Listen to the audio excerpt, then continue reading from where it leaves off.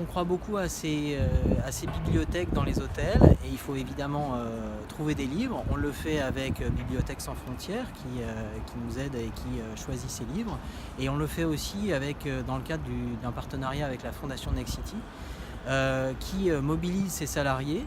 qui apporte des bouquins et qui ensuite les donne à Bibliothèques sans frontières qui les trie et nous les redonne. Donc voilà, c'est une belle opération de circulation du savoir, de la solidarité depuis les salariés de Nexity jusqu'à nos hôtels. En discutant avec la Fondation Nexity, on s'est dit que c'était bien d'apporter des livres, mais c'était bien aussi d'en faire un événement, d'en faire une fête, et donc de faire une lecture, évidemment, de bouquins, parce que qu'est-ce qu'il y a de mieux que de lire un livre aux enfants, mais c'est aussi de montrer que derrière ces livres, il y avait des gens qui les faisaient, des gens qui s'amusaient à les faire, qui avaient une idée, et la Fondation nous a proposé de contacter Gérald Ster, qui est venu en personne raconter ses histoires et raconter comment il fabrique ses histoires surtout.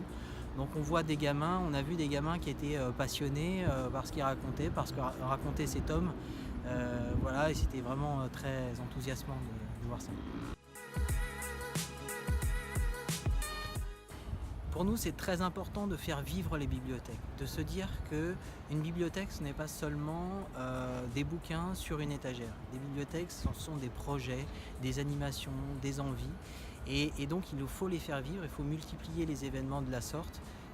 pour que ces petits lieux qu'on installe dans des hôtels qui ne sont pas forcément des endroits toujours très agréables à vivre, ces petits lieux de calme, de plaisir, soient signalés